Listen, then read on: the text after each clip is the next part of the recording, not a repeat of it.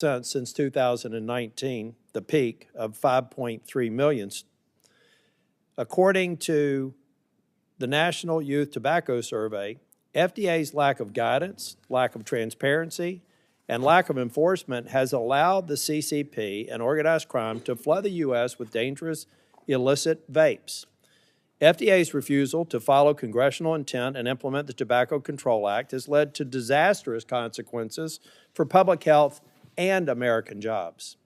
Now, conveniently, 2 days before this hearing, the FDA has announced an interagency task force to tackle this issue that has plagued our country for years.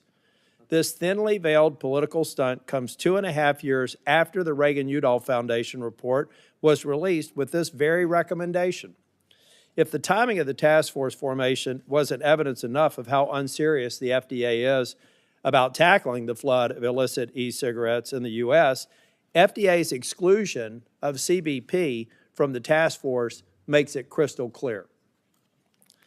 The FDA cannot create a functioning market of regulated tobacco products through fines and warning letters alone. The FDA must create a consistent, transparent, science-based review process for reviewing applications for new tobacco products. FDA's current process is broken. The FDA has currently 560,000 pending applications, including more than 557,000 for e-cigarettes. To date, the FDA has only approved 0.001% of all e-cigarette applications it has received. In fact, it's been more than 2 years since the FDA authorized a new product. And the Center for Tobacco Products has never authorized a new e-cigarette product under Director King's leadership. The result of FDA's de facto ban on regulated, reduced-risk alternatives for adult smokers is exactly what has caused the convening of this committee today. The youth vaping epidemic and the lack of enforcement against illegal cigarettes. Furthermore, it's worth mentioning today that there is also a plague of illicit counterfeit THC vape products entering the U.S. Much of this is related to Chinese imports, and many of the health problems often associated with vaping actually stems from fake, dirty THC vapes that contain dangerous additives. We now see the Eastern Band of the Cherokee has decided to start selling THC-based products in western North Carolina because they're within their sovereign territory. I have no doubt that they are probably putting something on the shelf that people think are safe, that are THC-based products that the behavioral health profession says is becoming one of the leading causes of psychotic events, these supposedly legal products that you can buy in North Carolina where THC products are not allowed, technically allowed. So I look forward to a robust conversation today, and maybe we can get to a point to where we can bend the curve on and hold anyone out to dry, quite frankly, if we find evidence that they are marketing to our nation's youth. This is a major public health threat. It's a major threat that I think is being perpetrated in large part by China. And Mr. Chair, I appreciate you convening the hearing today so that we can air it. Thank you, Senator Tillis. I'm glad that we have a bipartisan motivation to meet today and get to the bottom of this. Today's hearing includes 2 panels of witnesses. Before I introduce the first panel, let me briefly lay out the mechanics. After I introduce and swear in the first panel, each will have 5 minutes to provide opening statements. Then there's a round of questions from the senators. Each senator will have 5 minutes. I ask them to please remain as close as possible to their allotted time. Then we'll turn to a second panel. After I introduce and swear them in, they'll each have 5 minutes themselves. I'll introduce the first panel now.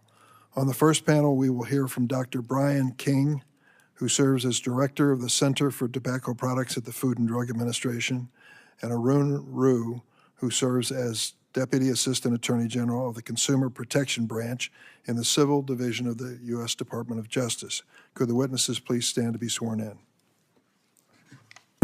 Please raise your right hand. Do you affirm the testimony you're about to give before this committee will be the truth, the whole truth, and nothing but the truth, so help you God? Let the record reflect that both of the witnesses have answered in the affirmative.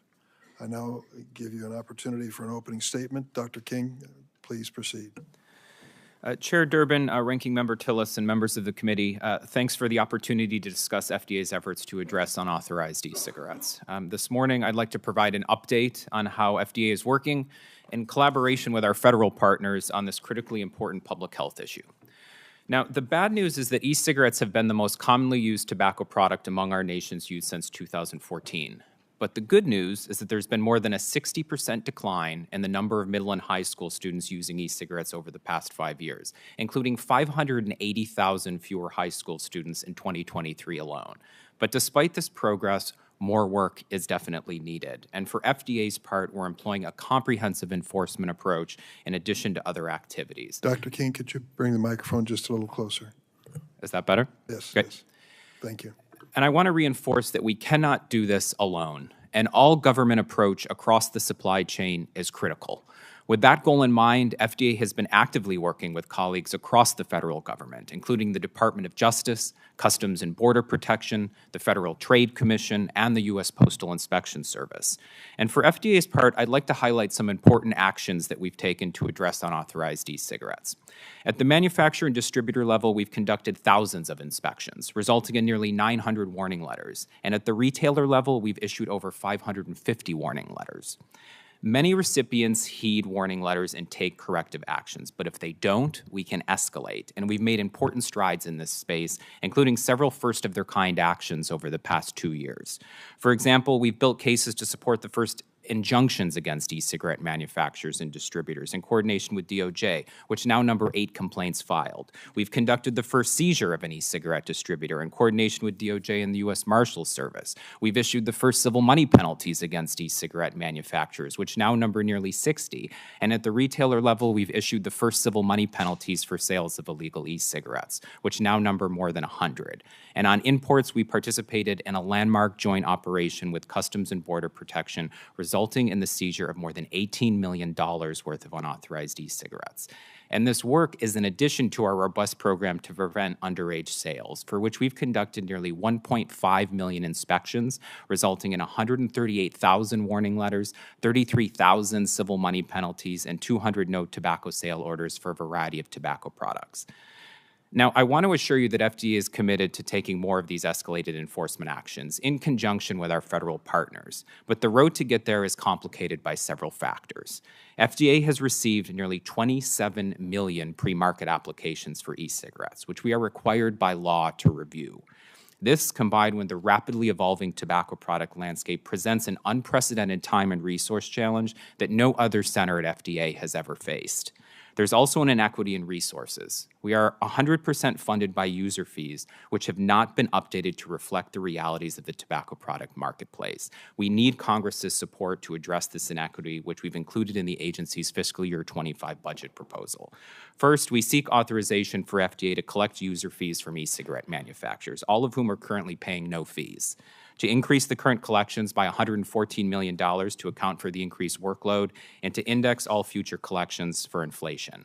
Second, we seek to extend the agile hiring authorities of the 21st Century's Cures Act to our center to improve our ability to recruit, to hire, and to retain personnel. We're the only FDA center without such authority.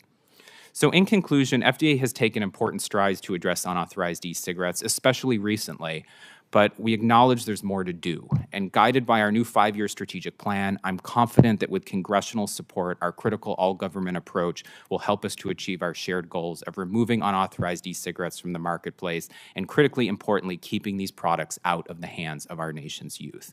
We stand ready to partner with our federal colleagues, including Congress, to explore additional opportunities to optimize that enforcement, including the ability to better identify and prevent the importation of unauthorized tobacco products. Thank you, and I look forward to answering your questions. Thank you, Dr. King. Mr. Rao? Good morning, Chair Durbin, Senator Tillis, and members of the committee. Pull the microphone as close as you can. Certainly. Is that better? Yes, thank you. My name is Arun Rao, and I am the Deputy Assistant Attorney General for the Civil Division's Consumer Protection Branch. There is an urgent need to combat the illegal distribution and sale of unauthorized electronic nicotine delivery systems, or e-cigarettes, and I appreciate the opportunity to appear before you today. Safeguarding the well-being of our nation's youth is a paramount concern for the department, especially in this area. Illegal e-cigarettes are a significant public health risk to Americans. They contribute to addiction and health issues, and they pose a dire threat to youth who are often the primary targets of aggressive marketing campaigns. As you're aware, illegal e-cigarettes have flooded our nation. Many of these products originated from abroad, and in particular from China. Tens of millions of e-cigarette applications have been filed with FDA for authorization. Many manufacturers have exploited the pre-market authorization process. For example, some have tried to evade FDA denial orders by making minimal alterations to previously denied products and then filing another application with FDA. Some overseas manufacturers routinely misdeclare shipments at port of entry to evade import alerts. And retailers across the country continue to manufacture their own products in individual stores. Taken together, these factors have made illegal e-cigarettes all too accessible, allowing young people to obtain them at brick-and-mortar retailers across the country and online. The Justice Department performs an important role in supporting the FDA's efforts to ensure that illegal e-cigarettes stay off the market. When manufacturers challenge FDA orders denying their marketing applications, the Civil Division defends the FDA's decisions in court. We've defended the FDA in over 80 legal challenges filed by manufacturers. While many of those matters have yet to be decided, we have prevailed in more than a dozen cases, including in unanimous decisions in 7 courts of appeal.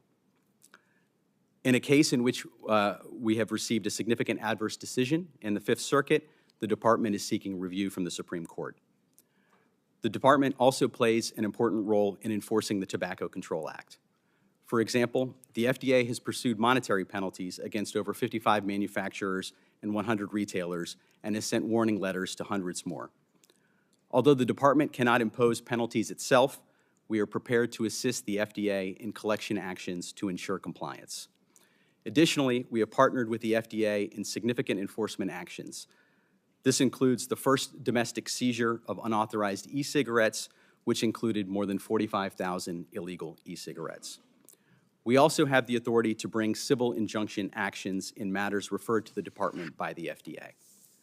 These actions do not allow us to recover monetary penalties, limiting their deterrent effect in some circumstances, but they are an important tool in appropriate cases. The Department has secured injunctions against 6 entities, continues to litigate against another, and just yesterday filed a proposed consent decree in our most recent case. We stand ready to act on additional referrals in consultation with the FDA. We recognize that illegal distribution and sale of e-cigarettes is a complex and evolving problem that poses a grave threat to public health and safety. It demands urgency. While some progress has been made, there is still much work ahead of us. That is why earlier this week, the Department and FDA announced the creation of a multi-agency task force with the sole purpose of addressing the threat posed by the sale of illegal e-cigarettes. The task force combines the expertise of multiple law enforcement partners, including ATF, the U.S. Postal Inspection Service, the U.S. Marshals Service, U.S. Customs and Border Protection, as well as the Federal Trade Commission, to help combat this problem through comprehensive enforcement strategies. From seizing unlawful products to pursuing criminal investigations and prosecutions under the Prevent All Cigarette Trafficking Act, or the PACT Act, we will use every tool available to bolster our efforts to halt the illegal sale of unauthorized e-cigarettes. We also stand ready to work with Congress in its legislative efforts to address this important issue. Congress has an important role to play to ensure that the Department and FDA are able to effectively pursue critical enforcement actions. In closing, I want to express my gratitude for the opportunity to testify. I am confident that working together, we will make additional progress in the fight against the illegal sale of unauthorized e-cigarettes and will safeguard the well-being of all Americans, and especially our youth. Thank you.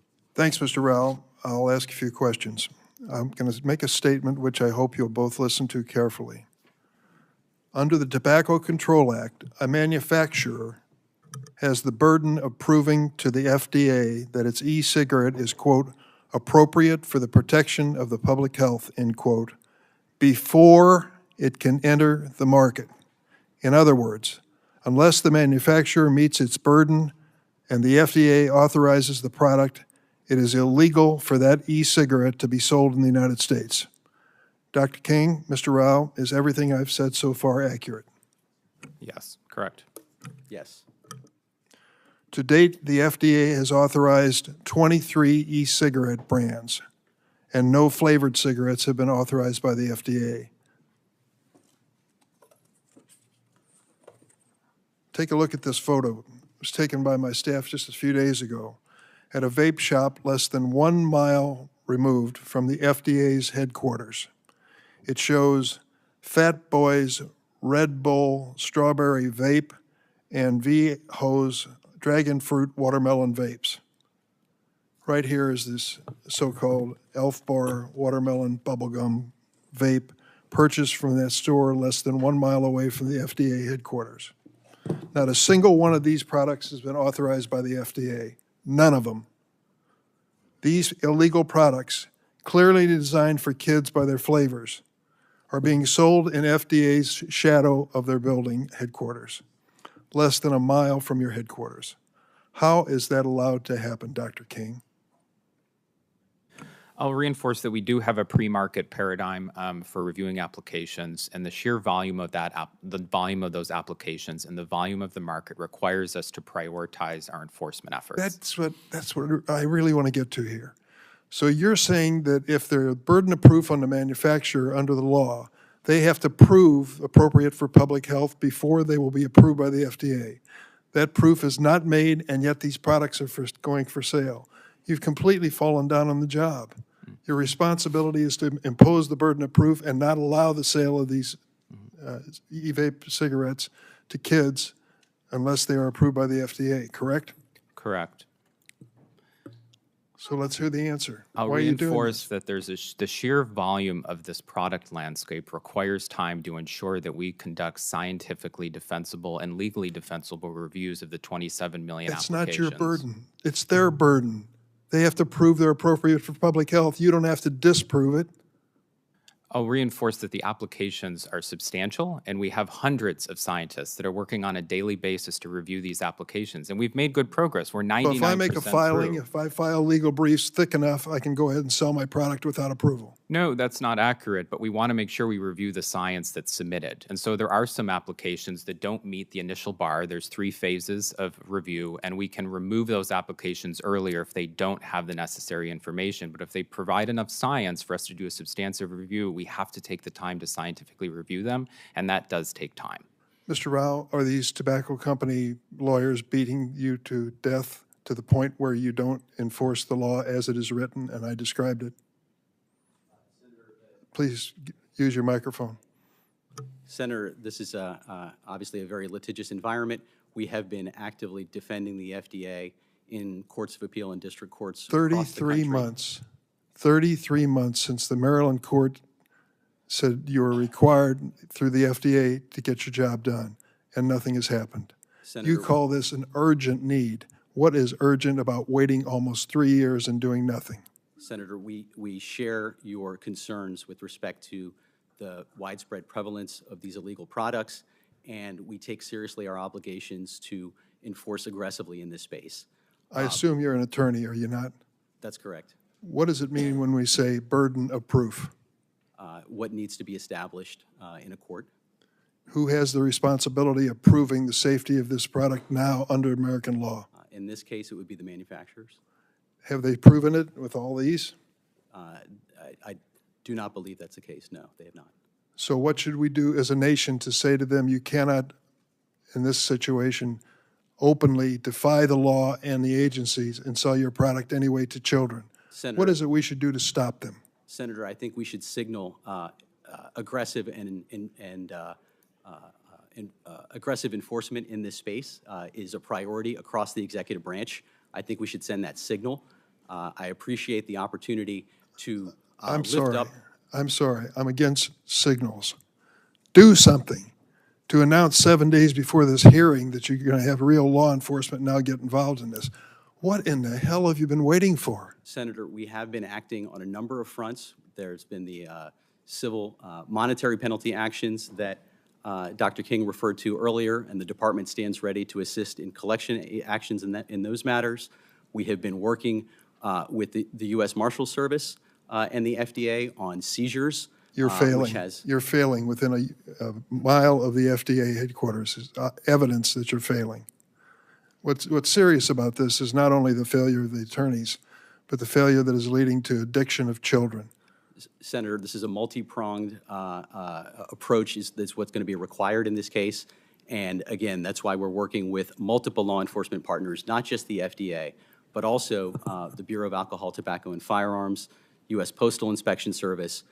We have had ongoing engagement with those agencies, looking at potential additional enforcement actions, both criminal and civil, that we can take using other authorities.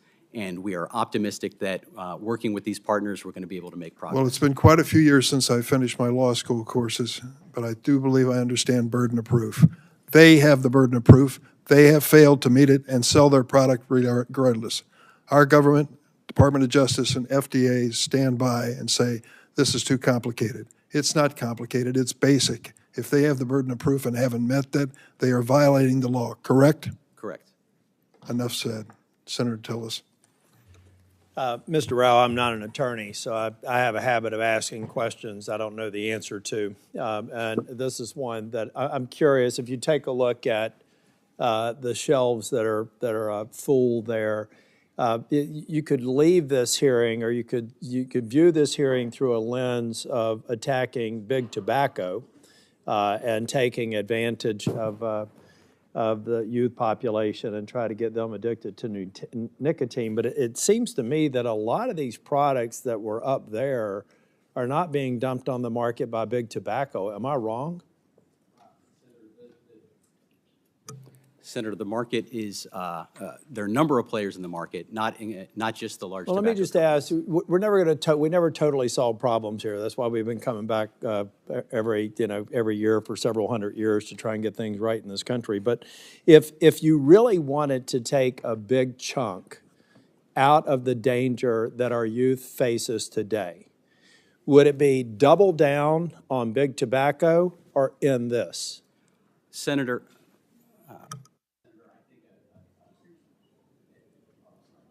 And if you actually pull that whole box forward, I think that's what you're struggling with. Okay. How about now?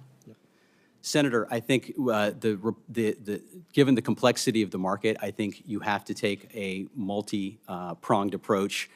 We have to use all available I get tools. all that. I get all that. But if you're in a world, we've heard Mr. King say that the FDA is stretched for resources. I think fee structures probably should be modernized.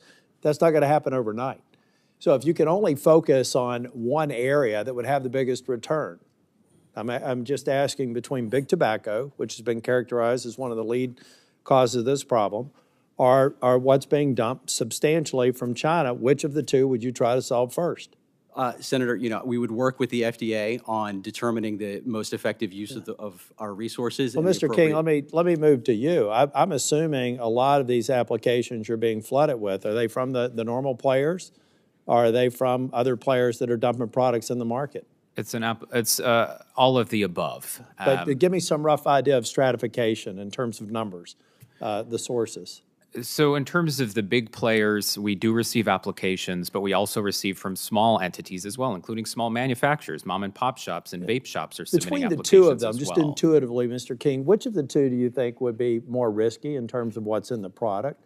A big tobacco company that's a perennial target, or mom and pop shops and import? Just intuitively, which of the two do you think would represent the most dangerous product? It's dependent upon the information that's supplied in the application to us on the science, and I cannot make a sweeping generalization because there's no marked way. variability. So you think that products that have been researched, that are going through an industry that's been heavily regulated, are likely to be as dangerous as products that are being dumped from companies that are manufacturing it in China? Again, I can't speak in broad generalizations, but there are variability within these products. It's a diverse landscape of different products with different device types. And so making those generalizations is not consistent with the available scientific evidence. No, actually, I just think it's fascinating that we haven't done the work to understand that, because you're not going to solve the whole problem. And it would seem to me that it would be useful to actually figure out, if you were able to reduce the risk in one sector, then you would have some idea of where the most dangerous products are and how they're systematically coming to market. But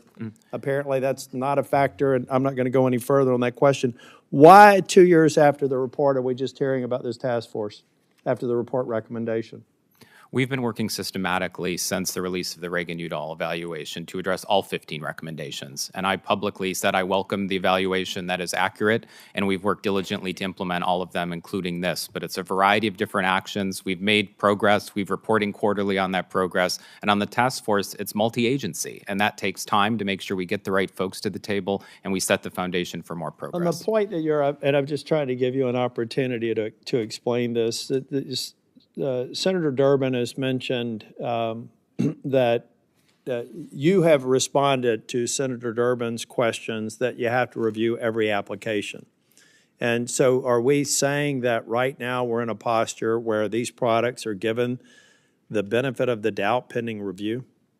No, there's no safe harbor for simply submitting an application. Senator Durbin just said yes, so I'm just trying to make the connection because I'm trying to understand why you think you have to do the science, and I don't think you're suggesting that because they've applied that they can sell the market until they've been disproven. Is that accurate? There is no safe harbor by simply submitting an application. Anyone who does not have authorization through the appropriate PMTA pathway or other pathways is on the market. Okay, so just to be clear, if I can rob Senator Durbin, what the hell are we talking about here then? Is this legal? Is it illegal? Is it subject to review and approval of an application? I'm sorry to go over, Senator Durbin, but I'm trying to get an answer to your question, actually. I can't go through every single product on that chart, but I will tell you that it's The point here is this is a shelf full of potentially dangerous substances in a store in the shadow of the FDA building. I'm just trying to figure out if any of this is illegal or how in the hell it's legal. I mean, why? I mean, that seems like a legitimate question, right? Okay. I'm happy to answer. So, if I have.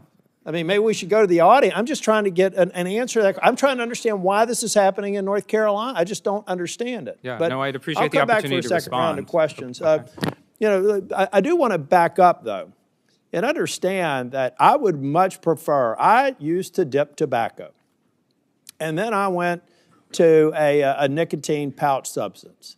And last September, when the sales went off, I told myself I was going to quit cold turkey, and I got off of nicotine. Now, I had that option to get off tobacco, that some people could throw a baby out with the bathwater and not have that even for adult. This is something that lets people move off of the cancer-causing substances in tobacco into something safer, and then ultimately, maybe for somebody like me, just quit.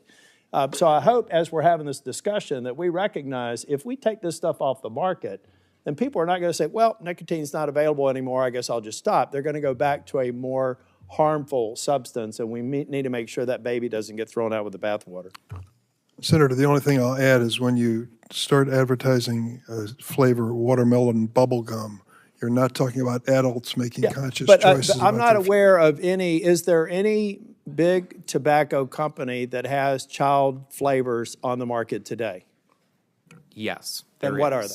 There's a variety. We know that kids use fruit and candy-flavored products as well as mint and other flavors, and there are several big tobacco entities that are manufacturing e-cigarettes with flavors that have been documented to appeal to kids.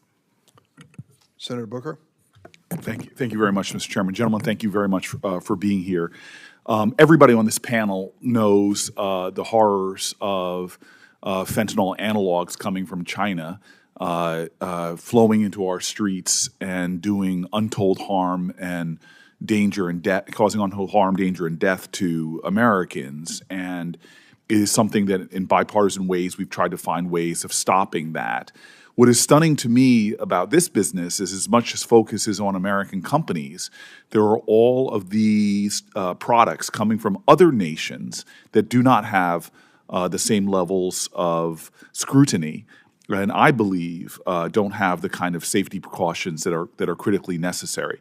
Could you talk to me a little bit about the products that are being sold in our stores, in corner grocery stores and bodegas that come from other countries, and the risks that they pose to American citizens? Please. Happy to answer. Okay, Dr. Yeah, King. so we know e-cigarettes as a general product class have lower risk than conventional cigarettes, but that does not mean that they're safe. We know the levels of toxicants are markedly lower, but we know that the aerosol can contain harmful and potentially harmful constituents, but it's a vast marketplace and there's marked variability across product types and brands. But be specific. Some of these products that are coming from other countries like China, do they pose a threat? Could they pose a threat?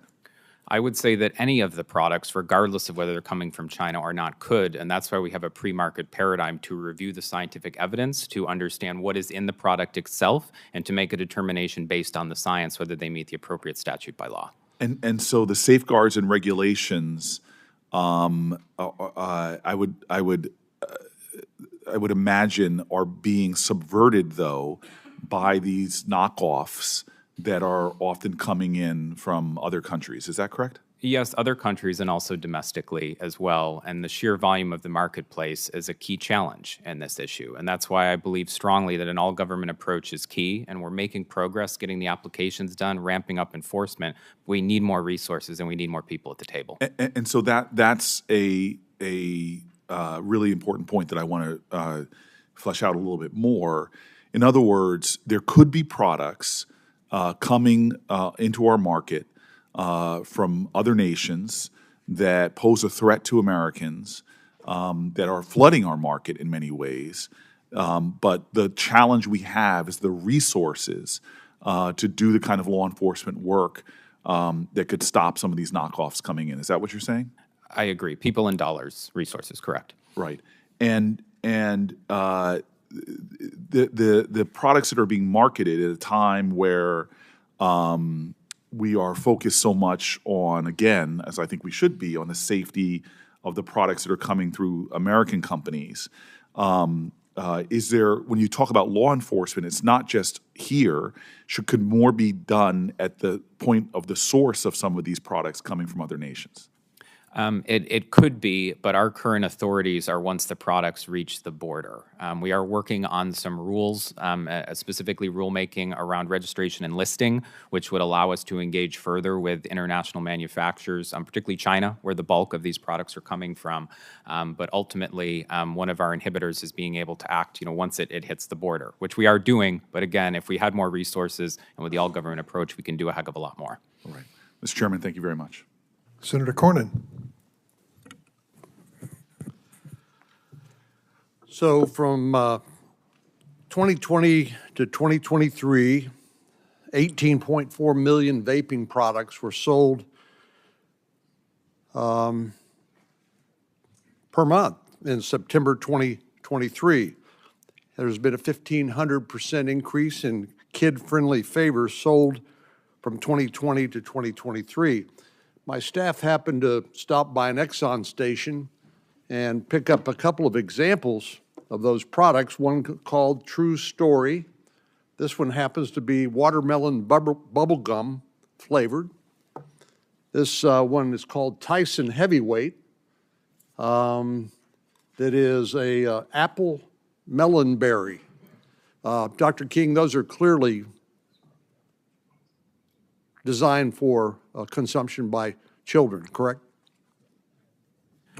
I can't speak to the intent of the manufacturer, but I can say that flavors do appeal to kids. 90% of youth who use e-cigarettes use flavored varieties. And if you look at the warnings on these products, it said this product can expose you to nicotine, which is an addictive substance, correct, Dr. King? A highly addictive drug. Highly addictive drug, known by the state of California to cause birth defects or other reproductive harm. This Tyson's Melonberry warning says it can cause cancer. So let me just ask you, are any of these products safe to consume?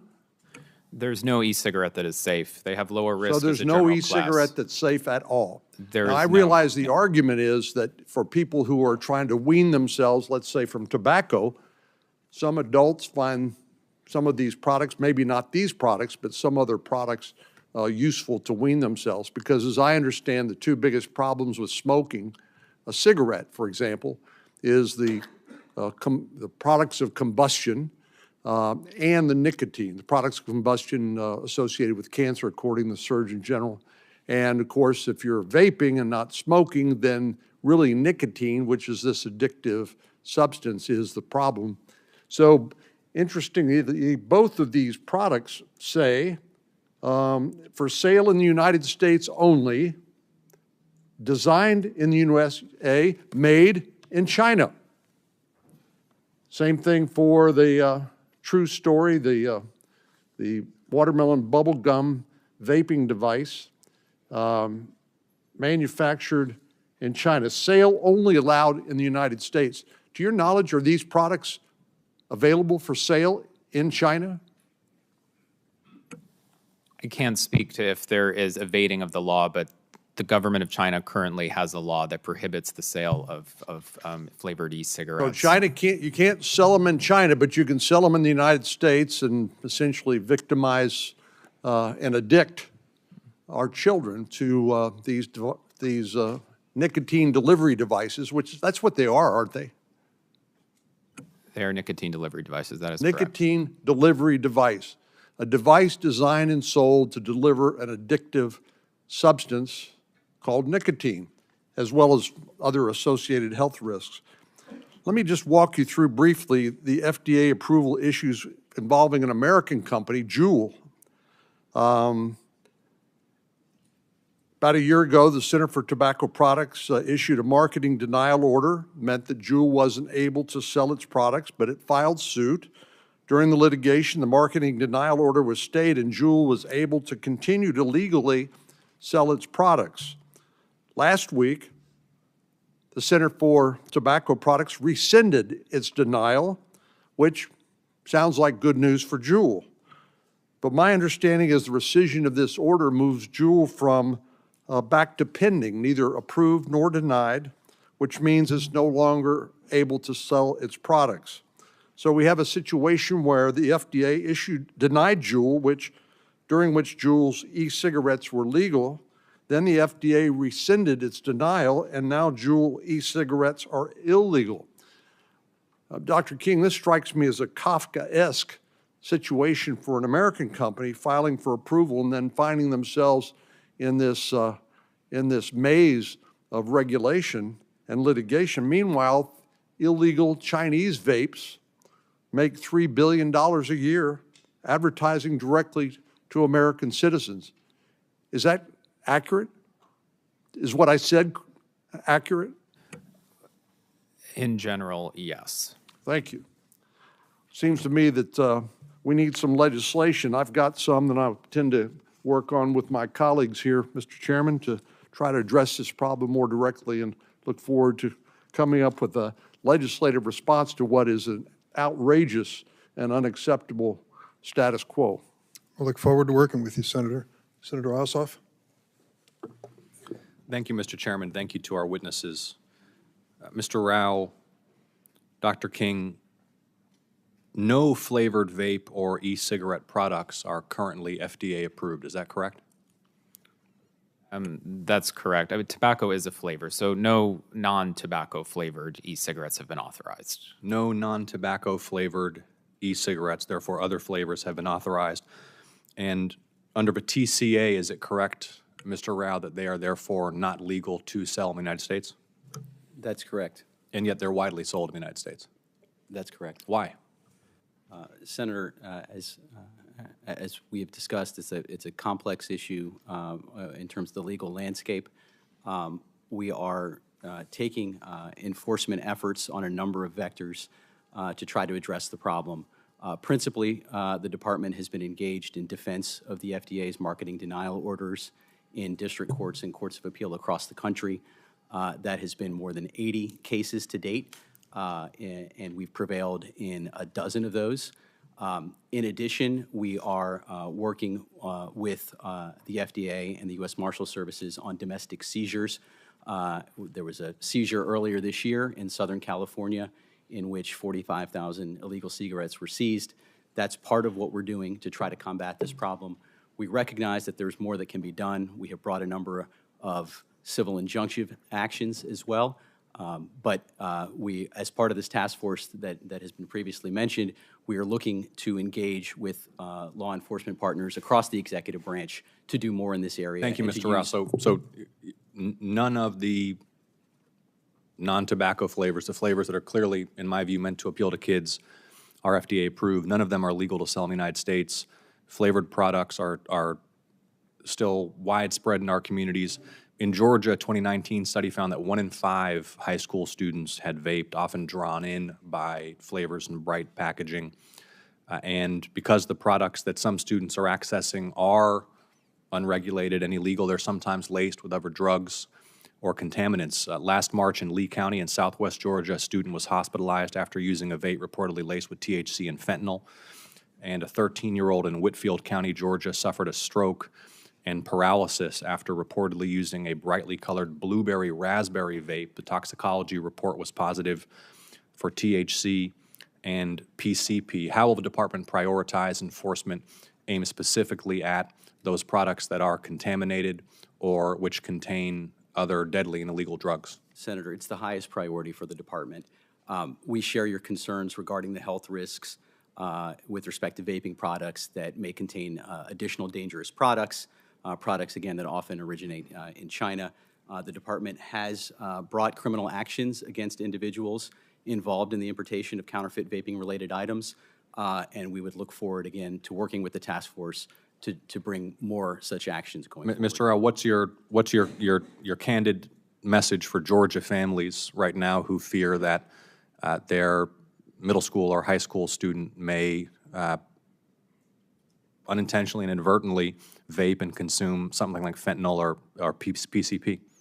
I want to send the message that the executive branch is taking a very aggressive approach to trying to combat this problem, using all available tools and working closely with law enforcement partners to consider all potential avenues for enforcement against this threat.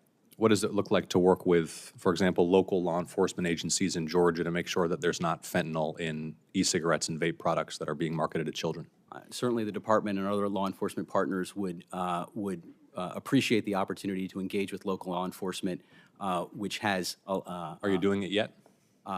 It's certainly something that our law enforcement partners are constantly considering in terms of a potential option, and are always open to that. Considering, but so it's not a trick question. Just so I understand, so that I can be helpful in connecting your team with the right local law enforcement agencies in Georgia.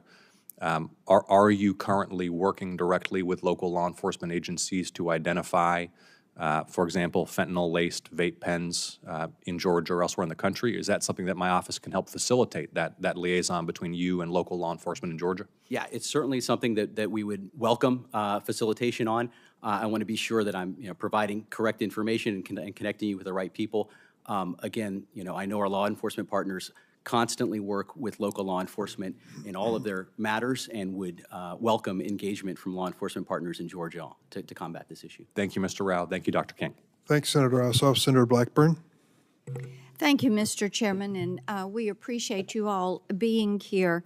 Dr. King, I want to come to you first. And Senator Booker was asking about the China-produced products that are coming into our supply chain and the lack of verification around those. And you kind of skirted that issue a little bit. So I'm going to give you the opportunity to submit in writing to us what is that pre-market paradigm, what is that third-party verification that you all are using to make certain that tainted products and illegal products are not in this stream, because you've not wanted to answer that question fully. Also, when you saw Senator Durbin's chart that Senator Tillis held up, you couldn't say if things were being safe harbored. So let's get some clarification around that so that we understand the extent of the problem that we're dealing with. And you can just submit that in writing for the record. That would be helpful. I also want to ask you, Dr. King, about the role that social media is playing in this epidemic and see what you are doing to address that. We know that TikTok, Instagram are being used to market these illegal fruit and dessert-flavored e-cigarettes to children. And any of us can go into any market or any of these vape stores that are in our states, and we see what is happening there. So I would think that one of the central tenets and activities of the task force work should be looking at how social media is being used to promote and to leverage these products into the marketplace to children. Are you focused on social media's role? So I'll say that we have authority over manufacturing, marketing, and sale. We do not have authority to take action against individuals. But if that influencer is connected to a manufacturer, we can take action. We have issued warning letters in the past, and I will note that Federal Trade Commission will be on this interagency task force, and they have key authorities in that space that will be useful as part of a coordinated approach. Okay, so you issue warning letters. So then are you turning those entities over to DOJ so that they can be a part of this? Are you turning them over to FTC so that they can go after penalties and enforcement? So we regularly engage with all of those agencies even before the task force, but it depends on the merits of the case. And so if the case warrants it after the warning letters, we have escalated. How many have you turned over and how many have been penalized? So are you speaking with regard to influencers specifically or any Yes. enforcement action against any entity? Influencers. Social media is what we're discussing. Yes, so depending on the action, that would be more appropriate through the Federal Trade Commission, not the Yes, FDA. I said DOJ or the FTC. How many have been shut down? See, this is a part of the problem. It is if you're talking in circles and we can't figure out what you're doing to actually stem the flow of these products and to bring people to account and to hold them responsible for what they are doing. And if you're issuing warning letters and somebody gets that, but they know that DOJ and FTC is not going to execute any type of accountability on them, then they're going to delete that email warning or they're going to crumple that letter and throw it in the trash. I will reinforce that a majority of those who receive warning letters do heed and correct the violative actions, and we have escalated our actions. In the past 2 years alone, we've issued the first injunctions against manufacturers, the first civil money penalties against manufacturers, the first civil money penalties against retailers. We definitely need more, I completely agree, but we need an all-government approach, and I'm hopeful the task force will get us there. But we've set a solid foundation to move forward further. Okay, and Mr. Rao, coming to you, what about the new task force? Are you planning to use civil and criminal penalties? We are exploring all tools, Senator, both civil and criminal. One Okay, aspect. so my time is running out. So you're exploring, but this is an issue that's kind of gotten away from you all, and you've been slow to respond. And I think it's disappointing to hear you kind of talk in circles about what you are planning to do, but you haven't established a plan and you're not certain what your way forward is going to be. Thank you, Mr. Chairman. Thanks, Senator Blackburn. Senator Lee. Thank you, Mr. Chairman, and thanks to you for joining us today. Let me start off by saying that teen vaping is a problem. It's a problem that our society needs to address. Those who try to get kids hooked on nicotine should be ashamed of themselves. Studies have shown that the use of e-cigarettes can easily transition to marijuana and other drugs, especially among these younger users. My concern here is that the federal government has said that it wants to be tough on tobacco. And in saying that, it's issued a bunch of regulations for legal approval, only then to sit on those applications for legal products in the U.S., produced by U.S. companies, while turning a blind eye to illegal Chinese imports. Small businesses selling products are left with little to no guidance as to what's legal and what's illicit. And this is bad, and it's led to more teen vaping. The FDA is publicly committed to clearing the backlog of pending product applications by June 30th of this year. Many of these applications have been pending for several years, even though the deadline set by statute is 180 days. June 30th is in less than 18 days. I wonder, I question, but I question whether they can get that done by the June 30th deadline. I hope they can. But it makes me wonder why it's taken this long. Look, if we're going to establish a Byzantine labyrinth of federal regulations to make it more difficult to do this stuff, then for heaven's sakes, at least make the regime work. The worst thing you can do is set those up so as to choke out U.S. producers who are trying to comply with the law, and then open the floodgates so that the illegal Chinese products can move in and be sold unabated.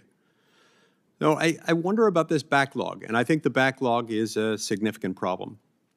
Now, between 2019 and 2020, there was a 1,000% increase in high school students' use of disposable e-cigarettes.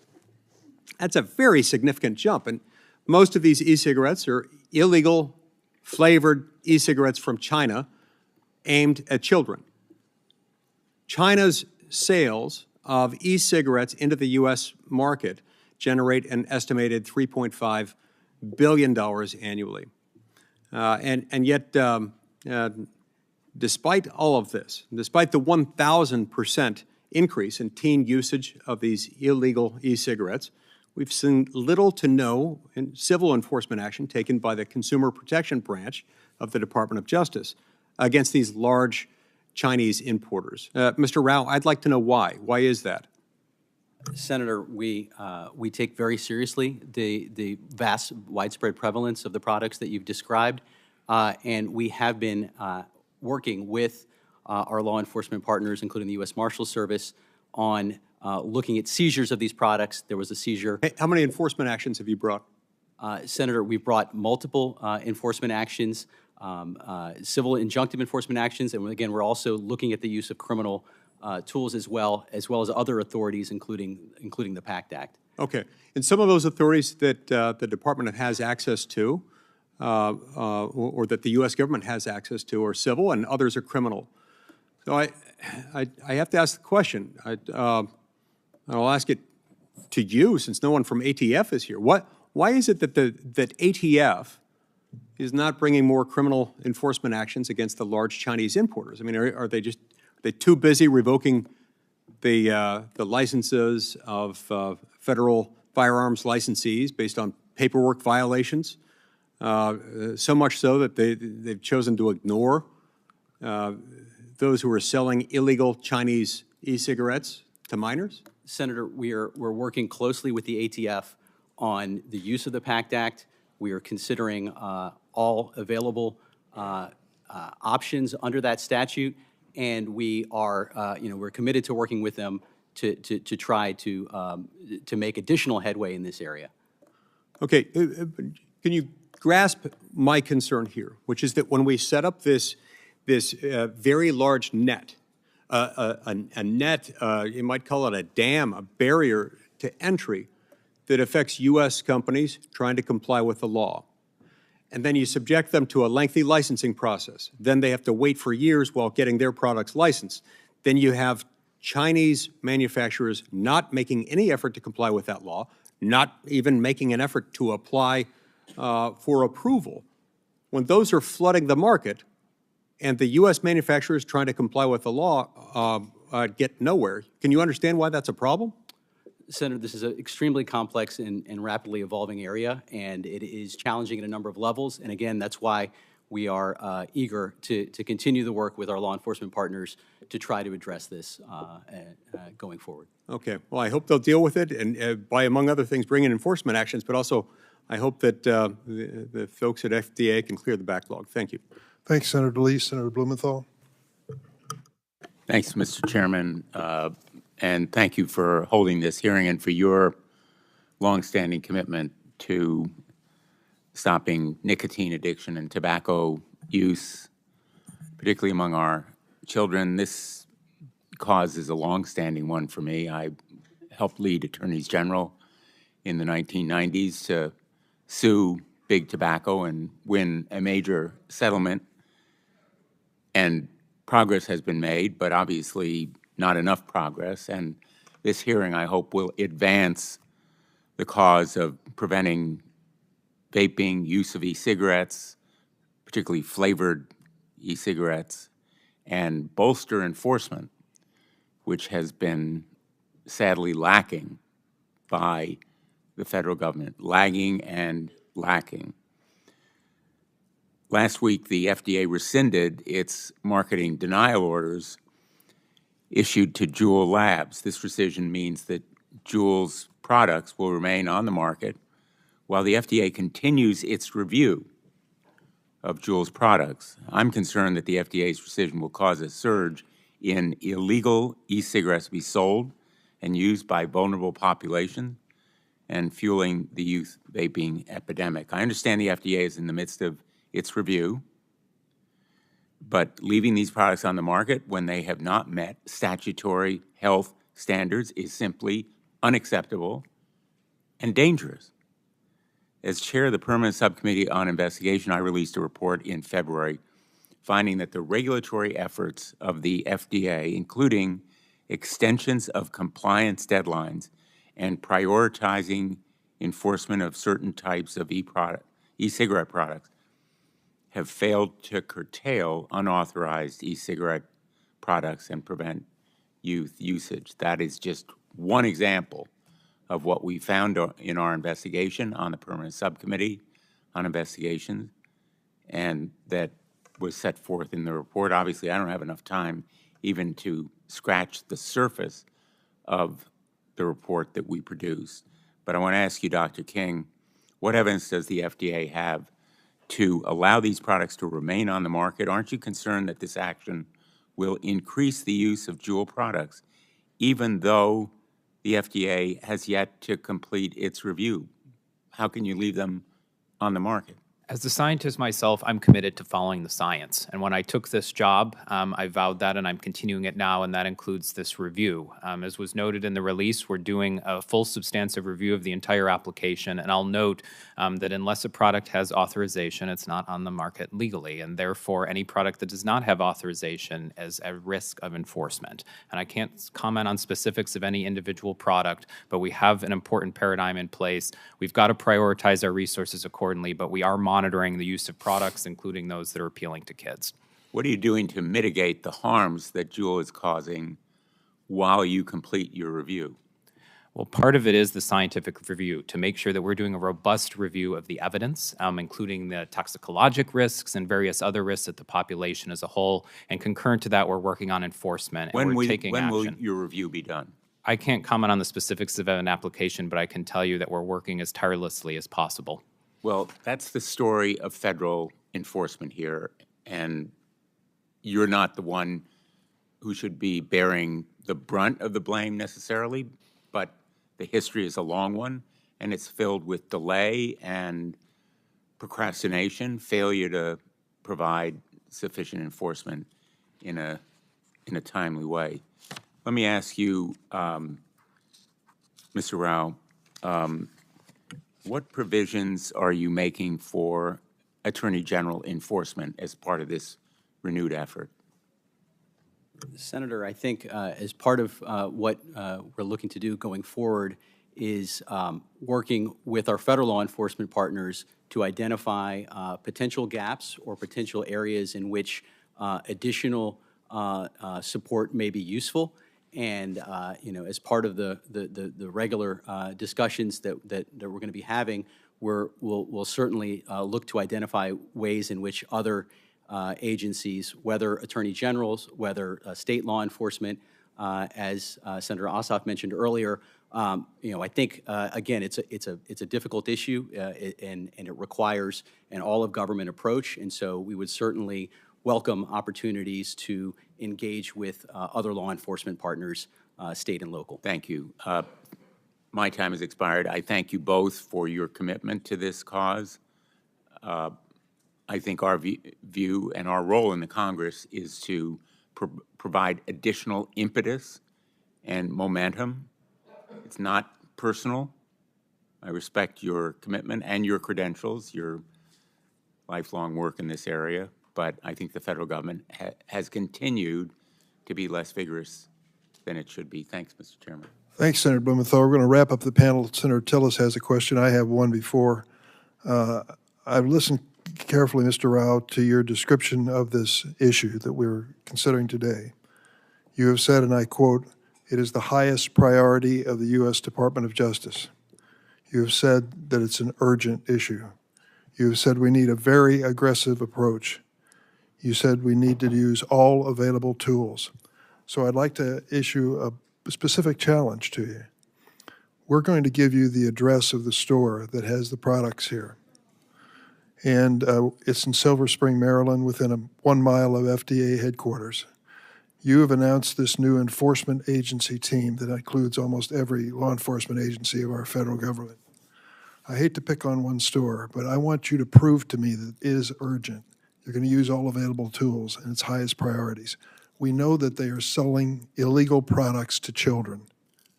We know that's happening, and it's happening across this country. So now I'm going to find out. This agency task force that has all the law enforcement agency of the federal government is on the case. My crack investigators here found this store, and they found what they're selling to be illegal. Now, what are you going to do about it? What is U.S. Department of Justice going to do about it? Anything? I hope you'll report back to the committee what you decide. Do you want to say something? You're welcome to. Again, I want to stress the department's commitment to this issue and to pursuing enforcement without fear or favor where the facts lead and where the law supports. And I will tell you, my investigative team here will be happy to work with you to identify the exact address of this store, which I'm not going to read into the record, but we'll give it to you so that we'll see what happens. A week or two from now, we'll check on the store and see how they're doing. We'll see what the highest priority of the Department of Justice means. Senator Tillis? Yeah, you may be able to stop into that Exxon that Senator Cornyn's staff went to also. I'm looking at, first off, Dr. King, it's very clear to me that you're data-driven, science-driven, and I appreciate that. I'm trying to get to common sense-driven here, and you've got to operate within the context of the rules that we set here in Congress. I understand that, and I'm not going to attack you, but it just seems to me that you couldn't throw a rock and not hit something like you see in Maryland. But right down here, I know there's the Exxon right down here. You may have gotten it there. Geek Bar was formed in China in 2015. They're responsible for this one that has advertising. It says OMG Blow Pop. Oh, that's not focused on kids at all, right? The language, the marketing on the box. Now, they're in China. This one, however, is designed in the United States and manufactured in China. It's called EB Design. They're a business apparently headquartered in California. Why aren't we going after them if they're contracting to get a product made in China that has labeled on it, just sell it where it's legal in the United States, if in fact it's illegal throughout the United States? Why aren't we at least able to go after any U.S.-based companies that are involved in this supply chain that's poisoning our kids? So I'll reinforce that we have taken action against that company. It's actually a progeny from the Elf Bar product. We've done a series of blitzes since last April on a monthly basis where we have issued warning letters to not only the retailers, but also enhanced with civil money penalties. And to your point around the data, that's what we're following. We know Elf Bar and those progeny products are the most commonly used product among kids, and that's where we prioritize the resources. I do want to make it clear, though, when we follow the science, that the top 2 brands used among kids are Chinese manufacturers, but number 3 and 4 are domestic. And so it's important that we follow the science, and we'll continue to have a nimble approach to our enforcement. And what's the mix in those 4 then, as a stratification of their market share? The top 2 are from China, the other 2 are from the U.S. What's the mix? Higher market share is the U.S. Based companies, and a higher prominence among youth in terms of use is the Chinese based. Thank you. It's my understanding that you have a history of finding retailers but not manufacturers. Is that true?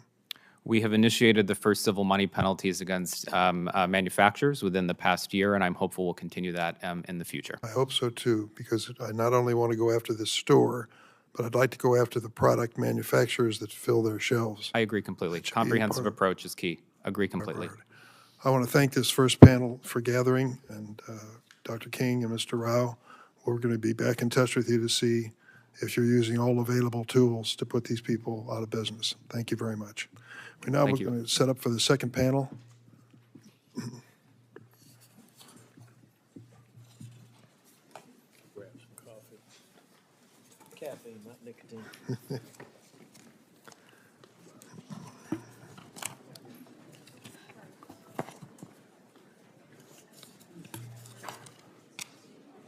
Let me read briefly the biographies of the second panel. Yolanda Richardson is President and CEO of the Campaign for Tobacco-Free Kids, organization that has fought for over 25 years to protect kids and save lives by working to reduce tobacco use. David Spross, Executive Director of the National Association of Tobacco Outlets, a national trade association of tobacco retailers. Tony Aboud, Executive Director of the Vapor Technology Association, a national trade association dedicated to protecting vaping and alternative nicotine products industry. Dr. Suzanne Wally, Chief of the Division of Hospital Medicine at Children's National Hospital. She's an expert on the prevention of youth tobacco use and tobacco-related disease, has served as chair of the American Academy of Pediatric section on nicotine and tobacco prevention and treatment. And Josie Shapiro, a high school student from Seattle, Washington. She's fought nicotine addiction after picking up vaping as a teenager. I'd also like to note for the record that we invited e-cigarette manufacturers Altria, R.J. Reynolds, Japan Tobacco International, and Miracle Shenzhen Technology to send representatives to testify at the hearing. None of them agreed to do so. So if I ask all the 5 witnesses to stand to be administered the oath, raise your right hand. Do you affirm the testimony you're about to give before this committee will be the truth, the whole truth, and nothing but the truth, so help you God?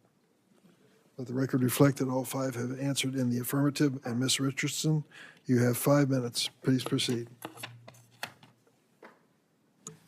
Thank you so much, Chairman Durbin, Ranking Member Tillis, members of the committee. Thank you for inviting me to testify today. I am Yolanda Richardson, and I'm President and CEO of the Campaign for Tobacco-Free Kids. The campaign is the leading advocacy organization working to reduce tobacco use and its deadly consequences in the United States and around the world. The campaign was and is a strong advocate for the Family Smoking Prevention and Tobacco Control Act, which was the landmark legislation that gave FDA the authority to regulate tobacco products.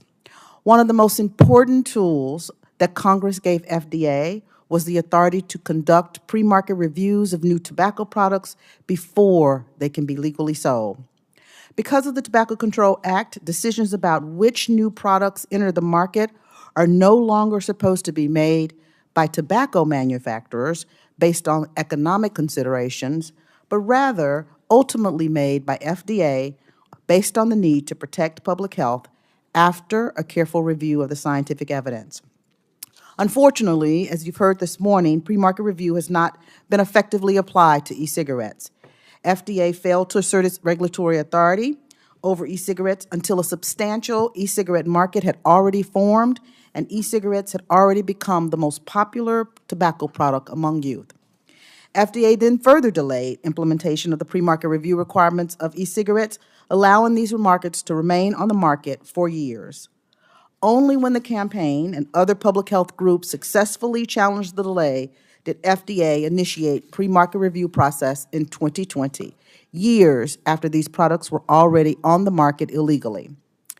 Now that pre-market review has started, we are encouraged that the FDA has appropriately applied the public health standard as intended by the Tobacco Control Act.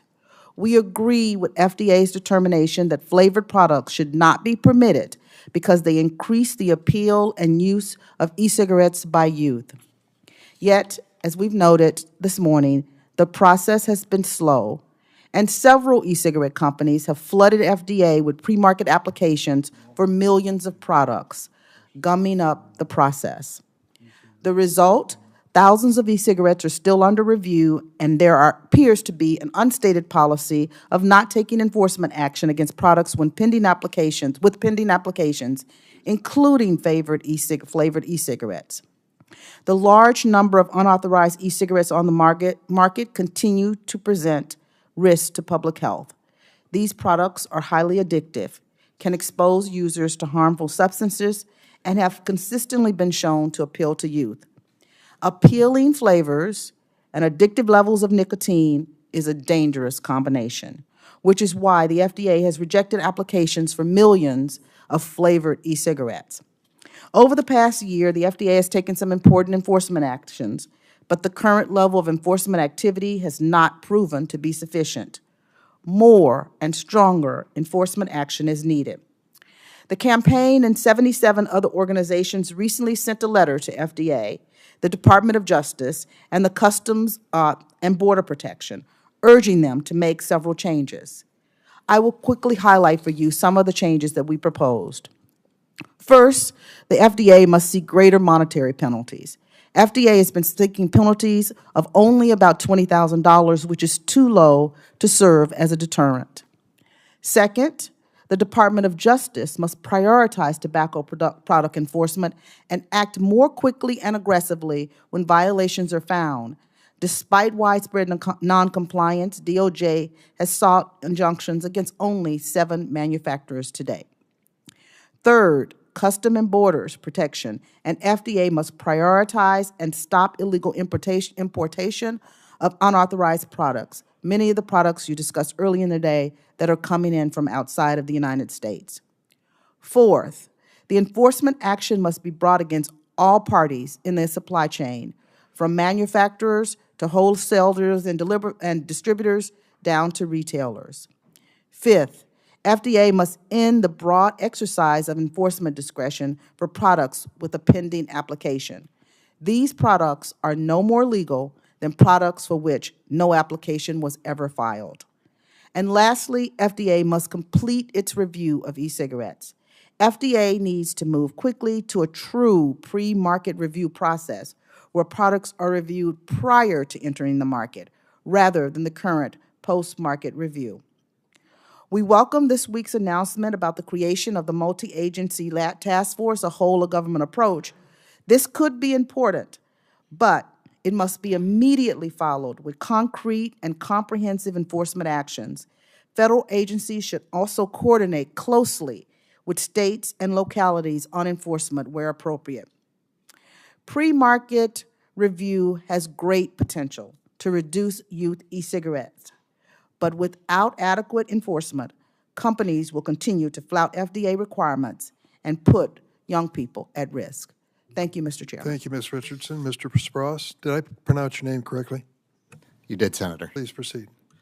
Good morning, Chairman Durman, Ranking Member Tillis, and members of the committee.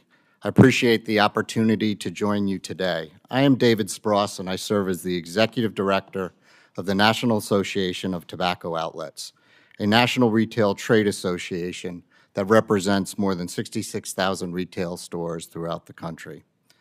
At the outset, I want to clearly affirm our strong support for a well-functioning regulatory system in which FDA oversight leads to accelerated reductions in underage use and into tobacco-related harm. NATO and our members are invested in this system and in these goals. Illicit markets are a major threat to that goal, and thus a threat to the responsible retail community committing to operating within, not outside, the legal system. NATO members take compliance seriously. Our members include licensed retailers who age verify their customers to prevent sales to minors. We have also been regularly informing our memberships of the brands FDA has targeted in its warning letters and other enforcement actions to ensure our members know in detail what products FDA is taking action against. Today's hearing addresses a very important topic. The marketplace is overrun by illicit and unregulated products, the vast majority of which are flavored vapor products made in China. To date, we have seen piecemeal enforcement that often ignores the most egregious actors. The task force announced this week is a good start. For it to be successful, the task force should use the full range of enforcement tools it has, particularly focused on the worst offenders, the largest manufacturers and distributors of these illicit products. With more aggressive enforcement action, we believe order can be restored to this marketplace. An effective regulatory system also requires a more coherent compliance framework that clearly communicates FDA's enforcement priorities. That is, the products it wants immediately removed and the products that can remain on the market. That information is critical to helping address the marketplace chaos we see every day. FDA has said that only 23 authorized vapor products are legal. But we also understand that FDA is not currently prioritizing enforcement against vapor products that have fully complied with its 2016 deeming rule and that have filed timely PMTA applications, which remain pending before the agency. FDA has repeatedly acknowledged that the removal of products pending PMTA review would stimulate illicit market activity and take potentially reduced harm products away from smokers. Simply put, NATO members who are seeking to abide by the law need greater clarity from the FDA. In addition, we believe FDA must reform its PMTA process. In our view, the process has fallen short of its intended purpose, and that is why we've seen a flourishing illicit market.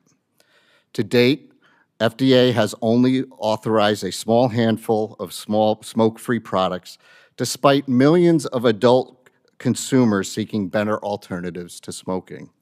As FDA and Dr. King have acknowledged, smoke-free products are much less harmful than cigarettes for smokers who want to switch.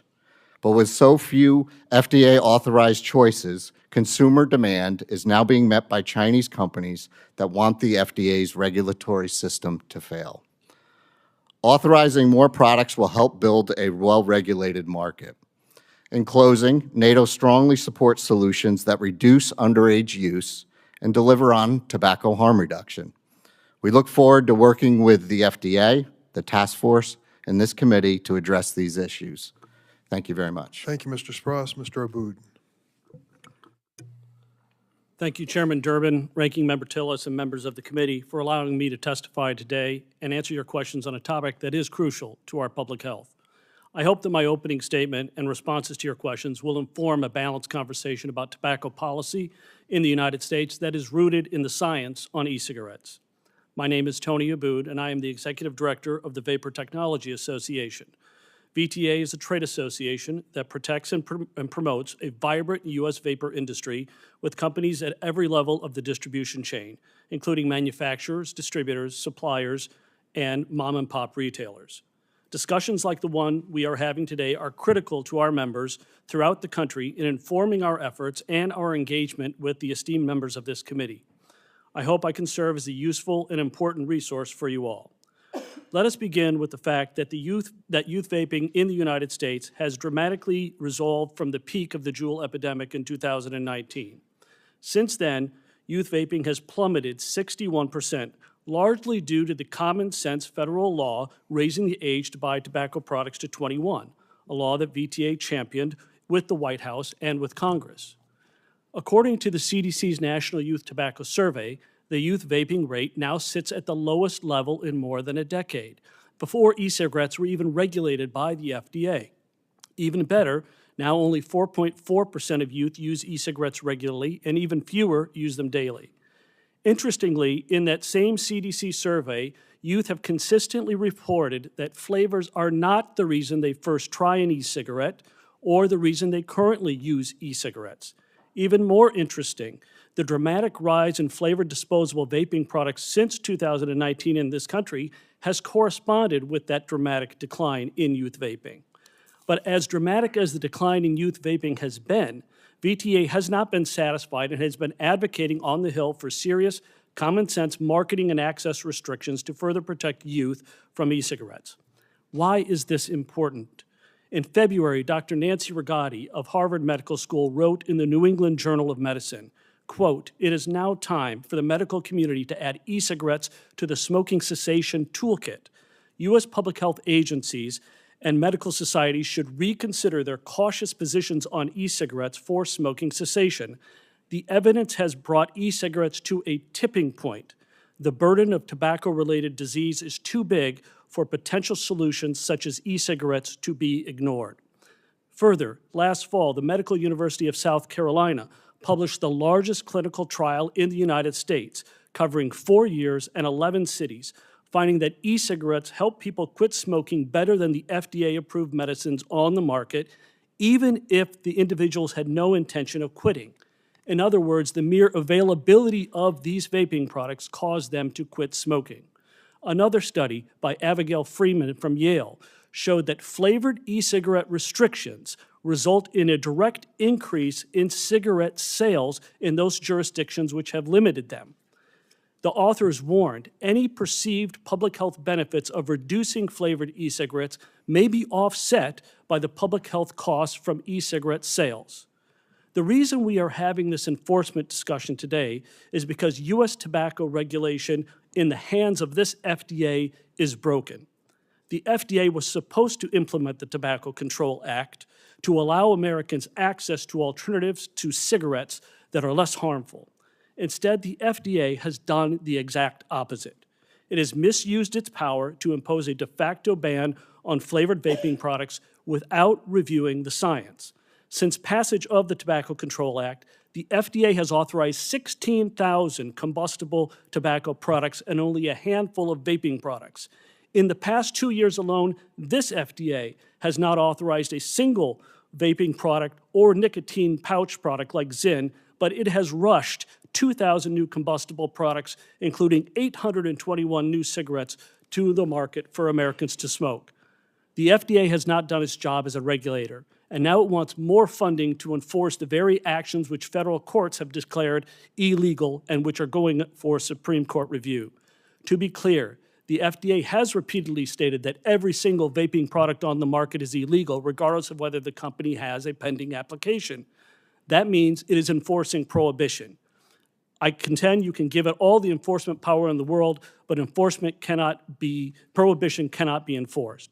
Instead of pursuing this failed regulatory policy, the FDA must reverse course, make harm reduction its North Star, and authorize a wide variety of products that are less harmful products. Filling the market with flavored products, which American adult consumers are clearly demanding, is the only way to curb the illicit demand and give Americans what they need, what they want, and what the law was intended for them to have. Only then will 500,000 Americans who die from smoking every year have a regulated choice and a fighting chance. Thank you for the opportunity to testify. I look forward to answering your questions and working with the committee going forward. Thanks, Mr. Aboud. Dr. Wally. Thank you, Chairman Durbin, Senator Tillis, and members of the committee. My name is Dr. Susan Wally, and I serve as the Division Chief of Hospital Medicine at Children's National Hospital here in Washington, D.C. I'm a pediatrician and an expert in adolescent tobacco use. I'm here today representing the American Academy of Pediatric, an organization that represents 67,000 pediatrician members. E-cigarettes are addictive, and they are dangerous for children. Unfortunately, we are here today because we're not doing enough to protect our youth from a tobacco industry intent on profiting off the use of these harmful and addictive products among children.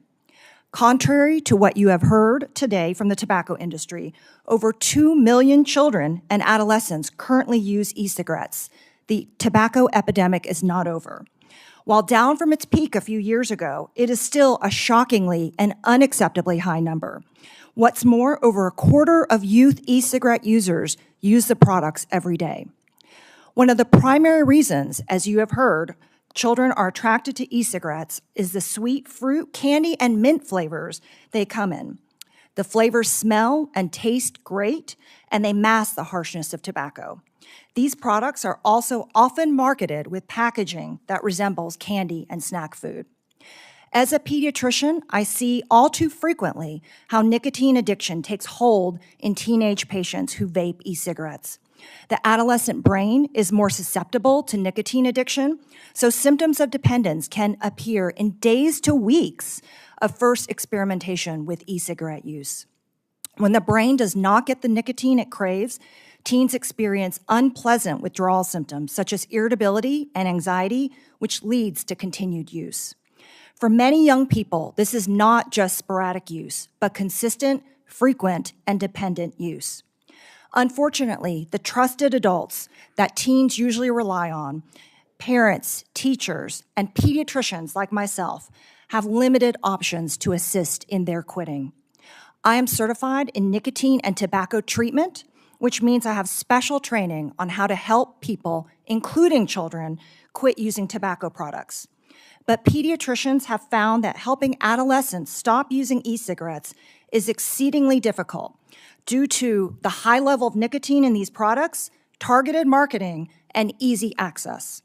Many of these children are very addicted, and we have limited effective tools in our toolbox to help them because youth tobacco cessation treatment, particularly for e-cigarettes, has had limited research funding. So our best strategy to avoid youth nicotine addiction is to prevent the use of any tobacco products in the first place. And we know the most effective way to stop youth e-cigarette use is to get all flavored tobacco products off the market. This is where we need the Food and Drug Administration's help. To date, as you have heard, FDA has reviewed millions of e-cigarette applications and has appropriately rejected the vast majority of them. It is determined that no e-cigarettes that are flavored are appropriate for the protection of public health. FDA has authorized only 23 e-cigarette products. These 23 products are sold under only 3 brands, and none of these products come in a flavor other than tobacco. These are the only products that are allowed to be legally sold in the United States. But yet, thousands of flavored e-cigarettes make their way to the hands of children every day, just like, and Senator Tillis, I think we shopped at the same place, this OMG Blow Pop e-cigarette that I purchased within walking distance of a school. Today, 90% of youth e-cigarette users report using a flavored product, despite none of them being authorized by the FDA. Simply put, this is unacceptable. The solution should start where the problem starts, with the tobacco industry and its supply chain. Manufacturers should end the production of unauthorized e-cigarettes. Distributors should stop distributing them. Retailers like vape shops and convenience stores should stop selling them to the public, where they ultimately lie in the hands of children. But history has taught us that the tobacco industry and its partners are unlikely to do the right thing on its own. That's why we need the federal government to get these illegal products off the market. We appreciate that the FDA recently stepped up enforcement and is creating a multi-agency task force with law enforcement partners to expand e-cigarette enforcement. Congress can also help by ensuring these enforcement efforts have sufficient funding. We really need every relevant partner to step up and make this a priority. Youth e-cigarette use is still a very real problem, but it is a solvable problem and we have solutions.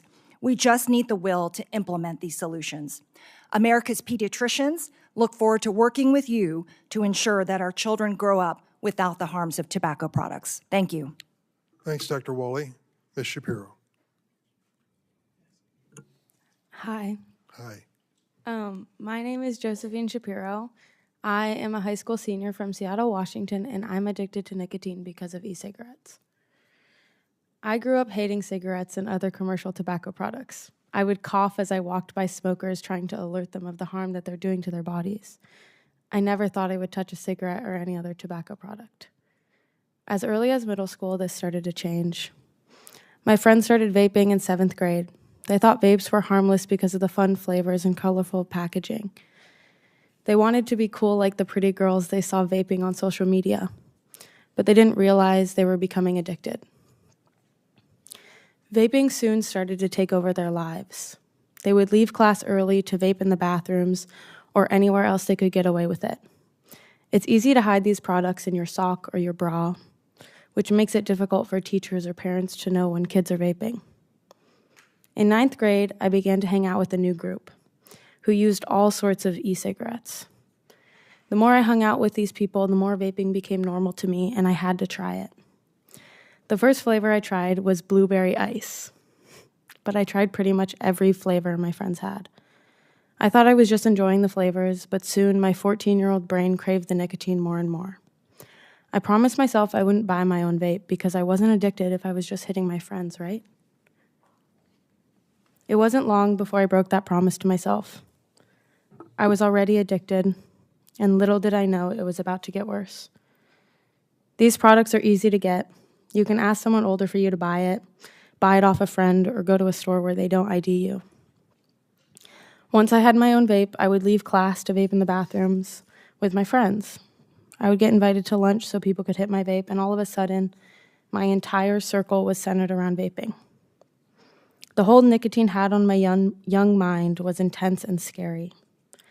I felt completely out of control, helpless, and alone, even though I knew I wasn't.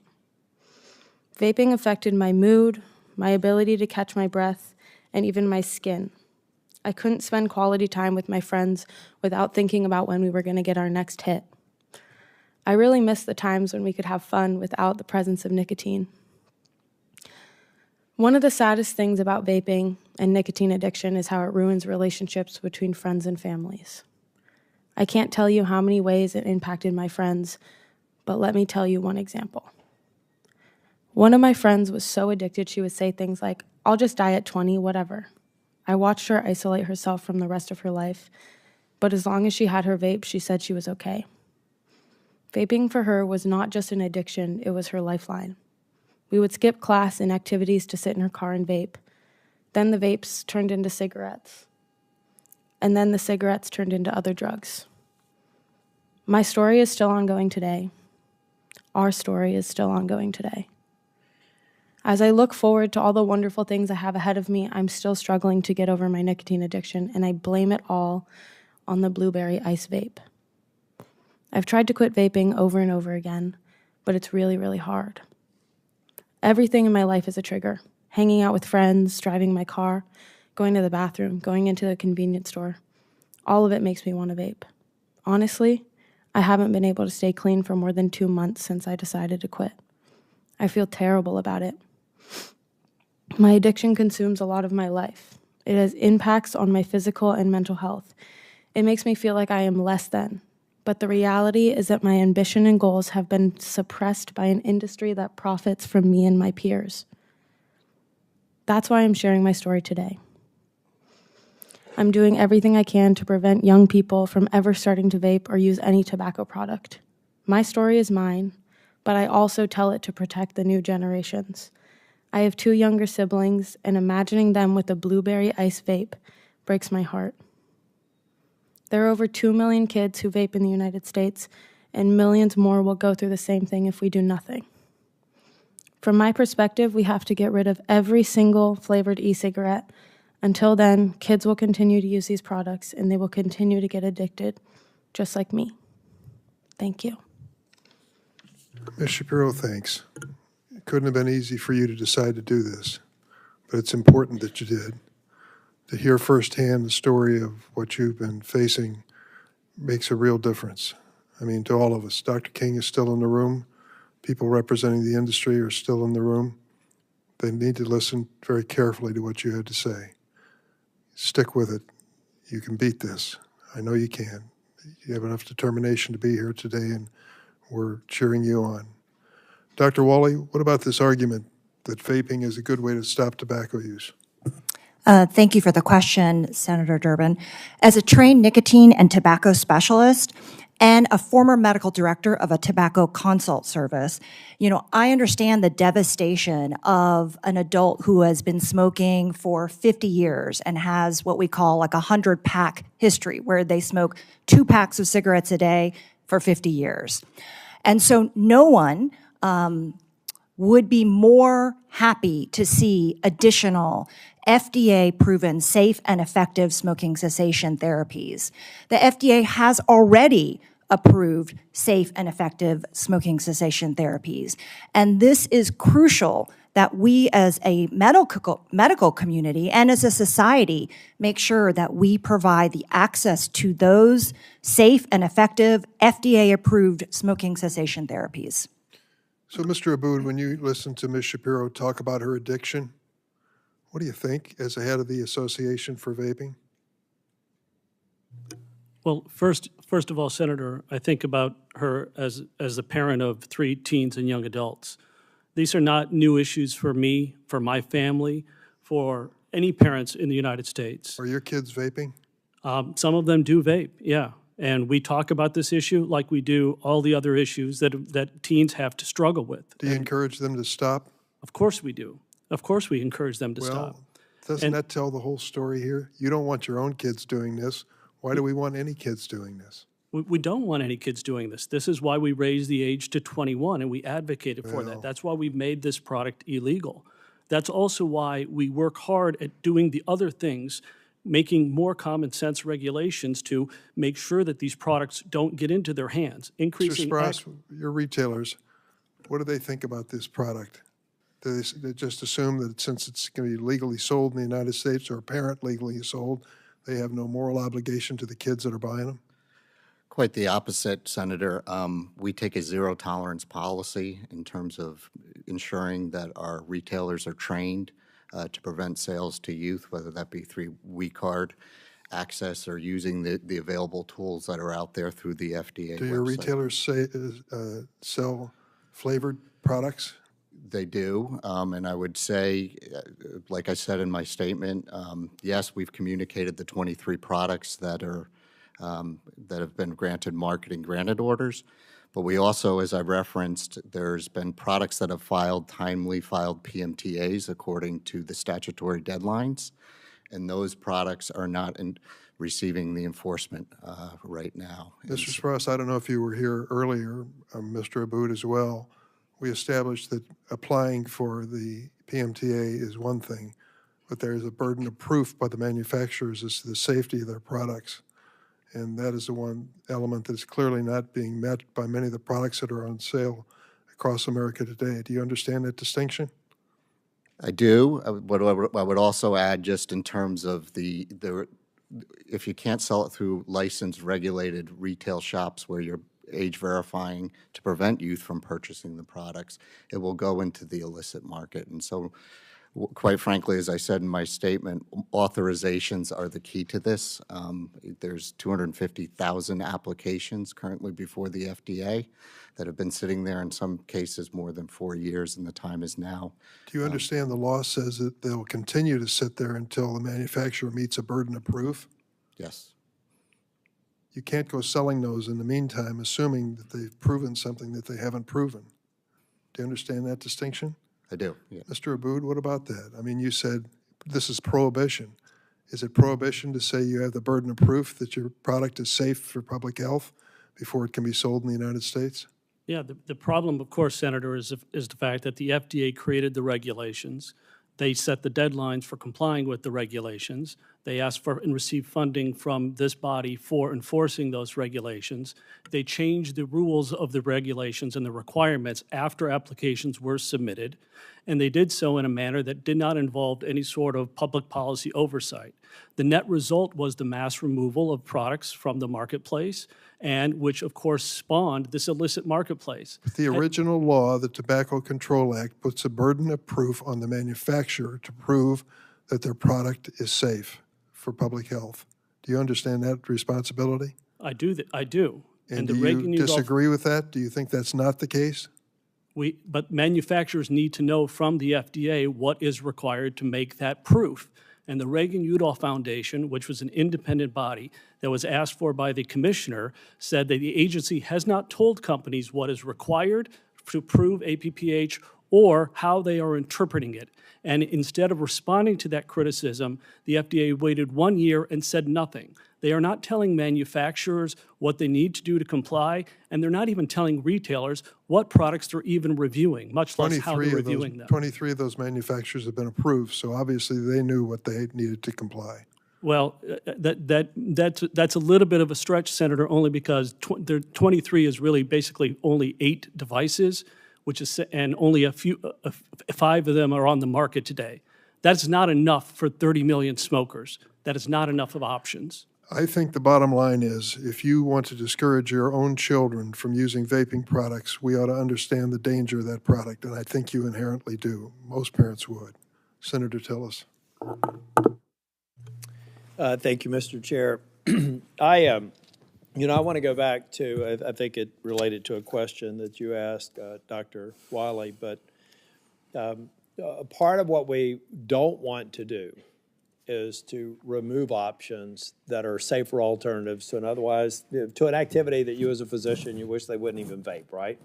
But there's a reason why there are nicotine lozenges. There's a reason why there are nicotine pouches. They are providing people with off-ramps to habits that hopefully they can quit. It's how I quit last year, starting with pouch tobacco, actually starting with rough cut tobacco, moving to pouch spitless tobacco, then ultimately to a nicotine pouch, and now I'm, as of last September, I haven't touched it since. And Josie, I wish you the same. I know it's not going to be easy. But let's not forget that these are healthier alternatives in the hands of adults. What we're trying to do is remove it as an option, easily accessible option to children. We'll have a separate discussion maybe on another day about the ultimate disposition, but we shouldn't lose that.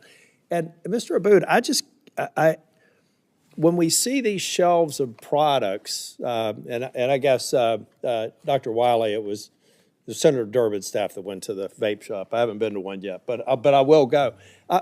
We're talking about an illegal product here. We're talking about something that shouldn't be on the shelves. So, Mr. Spross, could you just, for the record, could you submit communications from your association to your members that say, this is bad, don't do it, just evidence? You've already suggested that you're doing that, but that you're universally communicating to anybody that's associated or any other retailer. We'll ask the same of others. Now, they're saying this is bad, get it off the shelves. It's not only illegal, it's unhealthy. Can you submit that for the record? Yeah, we communicate to our members anytime there's an enforcement action against products that are deemed illegal by the FDA. Mr. Abood, your industry future rests on getting this right. And again, I've got to believe that you don't see your future as successfully marketing to kids. That is not a sustainable path for a credible, a legitimate business in the United States. Probably nowhere, but certainly not in the United States. So if you were waving a wand and you were Dr. King, or you were in charge of the federal government regulatory agencies, or you were a member of the U.S. Senate and wanted to fix this problem, what would your suggestion be? Number one, do you suggest that there is a problem? Is there a problem that needs to be fixed? That's the first question. Otherwise, it disqualifies the second one. Yeah. Is there a problem that exists with youth vaping and a vector to more dangerous outcomes? There is definitely an issue that persists. Now you get an opportunity to wave a wand. What should we do? There's 2, maybe 3 principal things that we do. The first is that we implement serious marketing and access restrictions, the kind that we've been meeting with members on the Hill about, and we've been recommending for years. Unfortunately, this body has typically only wanted to talk about banning flavors, as if flavors was in itself the only thing about marketing. We know that youth are impacted by this issue. They say they are impacted and attracted to vaping for many other reasons other than vaping. Marketing, we can get to those concerns, we can get to access restrictions and do things that doesn't require removing all the products that adults are using. The second thing is, from an FDA perspective, I think we've clearly heard the testimony today. This is a hot mess right now, and there is no clear pathway out, particularly through this PMTA process. And you heard Director King say, well, we're going to try to resolve these applications, but we have to worry about litigation. Of course they do, because they put themselves in a box now where they have rejected en masse all flavored vaping applications. So they can't make any more decisions along those lines without worrying about what the Supreme Court thinks. But the answer is already in the Tobacco Control Act.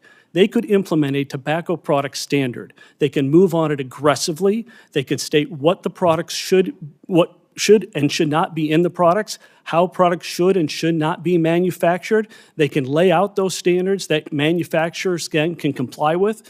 There won't be any black box questioning as to what happens when an application goes in. It won't take 4 or 5 years for an application to get resolved. And then we can move forward with an actual regulated market. But unless they make harm reduction their North Star, unless they say we believe in vaping products and we want to encourage them like they are doing in other countries, we are going to persist in having an illicit market. It will just be a purely black market, not sold through any of the legal or regulated, licensed, and tax-paying retailers and distributors that our entities represent. Thank you. Senator Blumenthal. Thanks, Mr. Chairman. Mr. Bode, the reason why you don't want your kids to vape is because of the health risk, correct? What I want my kids is to be healthy as possible. And when they're suffering from a variety of issues that many adolescents are dealing with, then we have to address those as parents. Well, I think you've just answered my question. I have limited time, but I think the answer is yes. And the health risks are, number one, nicotine addiction. Number two, the substances that may be in the vaping material. We have no idea what they are when they come from China. They may be as harmful as the carcinogens in tobacco. So I respect you as a parent, also of 4 children, that you want your kids to be in good health, and vaping is bad for their health. And I also respect your criticisms of federal regulation. As the chairman of the Permanent Subcommittee on Investigation, I released a report in February that documented the regulatory failures that have created the hot mess that we have right now. It's on us, the federal government, as well as on the vaping manufacturers. But what we documented was the missed opportunities by federal agencies to stem the tide of addiction. This years-long investigation highlighted the shameless marketing tactics of new e-cigarette companies like Puff Bar, the half measures by the FDA that allowed Puff Bar to build on the popularity and addiction that Juul caused, and the need for enhanced federal enforcement. Am I correct in believing that you would support additional resources and stronger regulation? Senator, to the earlier point, I also don't want my kids drinking alcohol or using cannabis in flavors of all varieties.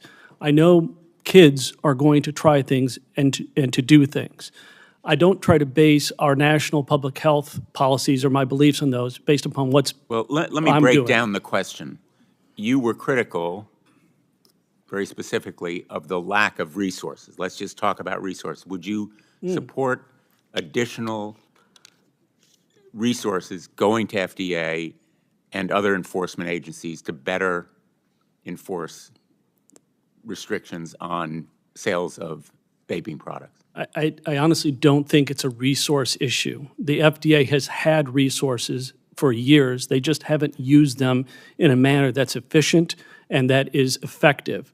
For example, they use a lot of resources to go out and do retail inspections, and they talk about vape shops being a problem. What we found from their data is that the vape shops have the best compliance rate with respect to the underage sales to youth. Well, I want to, just take this back to the manufacturers and the retailers of these products.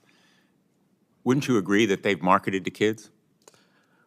I think there is some poor marketing, which is why we've been advocating for marketing restrictions in this country. But well, the plain fact is there's not enough resources. They've taken a page from Big Tobacco's playbook. And there are not enough resources to enforce a way out of this without other laws that can help put restrictions on that. Enforcing a prohibition is going to lead to simply a black market. It will not work. So Well, until that's the same argument that was used about tobacco. and Some of here- those restrictions have worked. Restrictions on marketing to kids. no, we're fine with It's that. no accident that We're fine with that. the vaping companies are buying, I'm sorry, that the tobacco companies are buying the vaping manufacturers because they know how it's done. They can market in the way that they did with Joe Camel and the Marlboro Man to kids. That's Big Tobacco's playbook, and the vaping companies are using it relentlessly, purposefully, and tirelessly with the huge resources that they have now more than ever because the big tobacco companies are buying them. And we'd love to work with you on marketing restrictions. That is something that has been important to us for a while. We just don't think more resources thrown at the FDA in its current makeup and with its current direction is an answer. My time has expired, but I just make the point to you as a former Attorney General for 20 years, if you don't have resources, you don't have enforcement.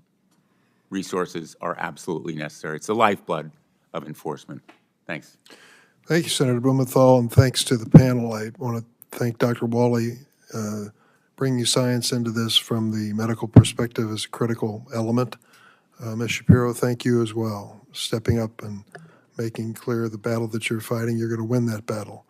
And you're coming here today as an act of courage personally and politically that makes a difference. I thank all the members of the panel.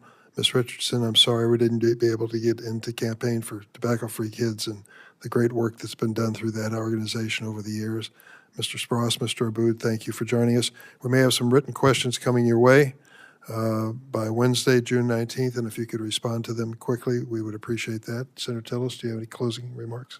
Yeah, just very briefly, thank you all for being here. And I believe that everybody wants to try and produce a good outcome for the threat that our youth faces. I can't imagine anybody on the panel would be pursuing others. I mentioned earlier that I think we have to have a broader discussion about vaping because it's now the delivery mechanism of choice for THC derivatives. And Dr. Wiley, I don't know if you've seen the research. I've spoken with behavioral health experts that say that we're seeing an increase in psychotic responses to so-called legal drugs. The Eastern Band of the Cherokee now are starting to sell THC products in North Carolina. I mentioned it in my opening comments. They're marketing things in their native tongue among a community that has a higher instance of substance abuse than the U.S. population as a whole. I don't know if these are healthy products or not, but I do know that when we're talking about vaping, we need to go beyond just nicotine delivery to a broader issue. And Josie, I'm sure that you know a lot of friends who moved off of nicotine to THC or to these other hybrids that they're creating. It's a broader problem that we need to fix. And Mr. Abood, as I said earlier, your entire industry's future rest on getting it right. So we hope that you all can suggest to us things that we can do to come forward and address the fundamental issue and the longer-term threat of these practices happening in my own state of North Carolina. Thank you, Mr. Chair. Thanks, Senator Tillis. Could I respond to that or no? Very briefly. Okay. Senator Tillis, I wanted to first start and just congratulate you on your quit journey because nicotine is highly addictive. In terms of your specific question about THC, we do know, of course, this is a panel to talk about tobacco, that there is significant co-use, and we certainly, in the American Academy of Pediatrics, have resources and strong concerns. Thank you. Thanks very much to the panel and those who attended this important and historic hearing. Meeting of the Senate Judiciary Committee stands adjourned.